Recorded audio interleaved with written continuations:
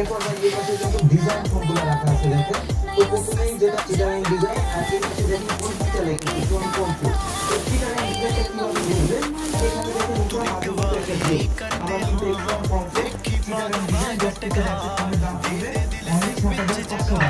ছোট বড় এখানে